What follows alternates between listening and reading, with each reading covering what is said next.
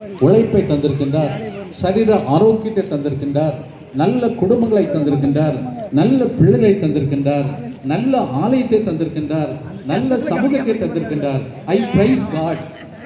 அதற்காக கடவுளே உமக்கு நன்றி என்று சொல்கின்ற அளவிலே 2 கொரிந்தியர் 9:15 வசனத்தை நாம் படித்தோம் என்று சொன்னால், பவுலடியார் சொல்கிற போது சொல்வார், தேவன் அருளிய சொல்லன்னா கொடைக்காக. சொல்ல முடியுமா? சொல்லன்னா கொடைக்காக அவருக்கு ஸ்தோத்திரம், அவருக்கு ஸ்தோத்திரம். இந்த இடத்துல வந்து ஊழியத்தை செய்து எவ்வளவு பெரிய சபைகளை செய்து ஸ்தாபித்தார். இங்கிருந்து எதுவும் எடுத்து செல்லவில்லை, மக்களுக்காக கொடுத்தார். கன்னியாகுமரி பேராயத்தில் 220 வருடங்களுக்குள்ளதாக கன வில்லியம் தோபியாஸ் ரெங்கல் தோபே என்று சொல்லுகிற ஒரு ஐயர் வந்து ஆண்டவருடைய பணியை செய்தார். அவர் தங்கியிருப்பதற்காக 12க்கு 10 ஒரு சிறிய குடிசை தான் வைத்திருந்தார்.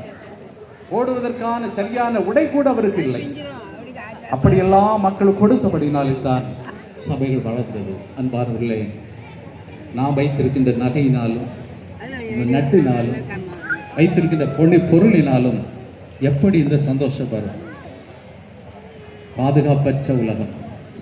என்கிட்ட அடிக்கடி சொல்லுவாங்க, பாஸ்டராக இருக்கும்போது, பாஸ்டர் என் பிள்ளைக்கு ஒரு நல்ல சம்மந்தம் சொல்லணும்னு சொல்லுவாங்க.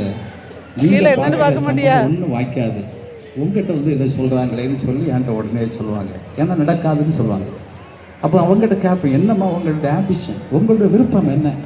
பொண்ணு அப்படி இருக்கணும், இப்படி இருக்கணும். நான் ஆரம்பத்தில் சொன்னோம்ல, அழகா